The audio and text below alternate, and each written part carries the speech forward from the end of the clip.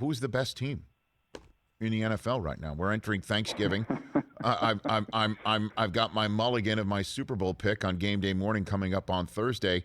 2 weeks ago, I swapped the Chiefs out for the Titans here. I'm thinking of staying put. with the Bucs taking on the Chiefs for the Super Bowl. Thinking about staying put. Daniel, what do you think of that idea? I think I feel okay about that. I mean, talk to me next week and I'll feel terrible about it. It's kind of crazy, right? This year, it truly ridiculous. Is like that, Daniel, right? But you're the guy who's all 22. I mean, you're the scout. You can look over the steering wheel. I'm just a knee-jerk guy, you know? No, I'm looking at – I've been a huge Buffalo Bills proponent. I don't even recognize their team. If you're watching, like, right now, like, who would scare me if you're going into the playoffs? It probably would be two teams in the AFC that I would be really scared about, and that would be the Colts with the way they're playing, as physical as they are, just beating people up with Jonathan Taylor. And I would say that, to me, if you look at all the AFC contenders, the Patriots' defense is the best unit. So, are they the most complete team? They're the best offense? No and no. But the defense has been so dominant and has made all these quarterbacks look terrible.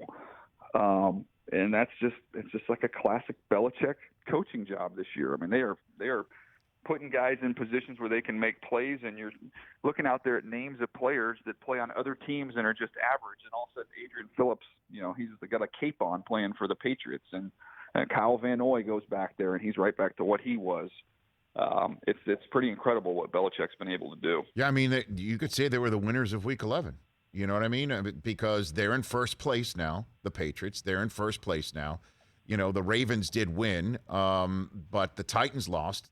They could with another win, and the Ravens lose to the Browns on Sunday Night Football, which is possible.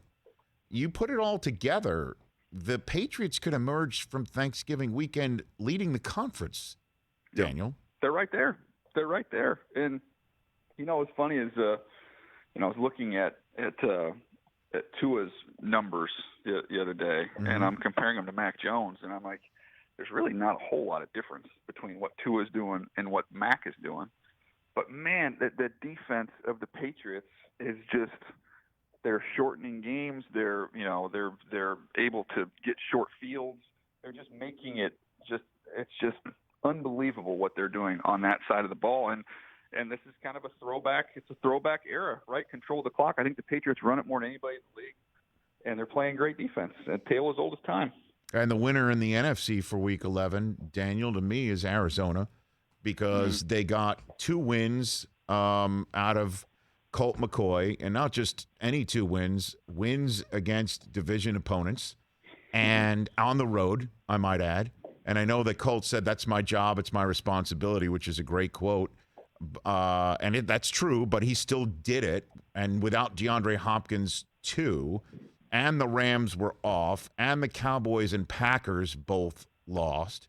We'll see what happens tonight. We're assuming the Bucs are going to win. But other than that, Arizona's going to emerge from their bye week, regardless of what happens, in first place in the conference at 9-2. No one will be able to catch them. The Packers would be 9-3 if they beat the Rams. That's a huge game this weekend. But what do you make of the NFC playoff picture before I let you go on your Thanksgiving week, Daniel? No, Rich, you bring up a great point on the Cardinals. We're getting ready for Stick show today, and we're kind of looking at all these different teams and all these different games, and it's hilarious. I'm sure you're doing the same thing. They're like, well, the Packers didn't play well. Yeah, but they don't have Jair Alexander.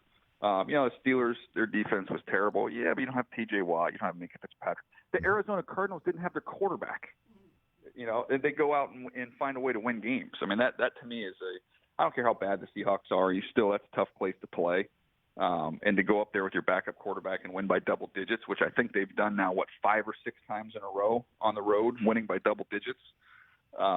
You got to stand up and take notice of what they're doing. I don't know how you'd say anybody other than them is the team to beat in the NFC right now. Yeah, did you see Pete Carroll start his press conference and then leave it and then return because he just, they're 3-7. He said he's not used to this, and he doesn't want to get good at it, meaning explaining away a loss. Like, it's eating him up. You could see that. And I know every coach that's been around a long time and it is, advancing in age, always tells me that the wins don't last as long. The feeling of euphoria doesn't last as long as the dreadfulness of a loss. You got to wonder what he's thinking up there in Seattle right now. Well, they're the most, you talk about a coaching's perspective. I'll tell you from a personnel department's perspective, the only thing worse than being young and losing a lot of ball games is being old and losing a lot of ball games. I mean, this is a roster that's going to have to be completely turned over. They don't have a lot of draft capital. They're far away from being where they were, and you can see that frustration, I think, probably seeping in upstairs as well as downstairs in Seattle right now. It's a mess. Hey, you watched all the way to the end. Thanks for that. Watch more right here.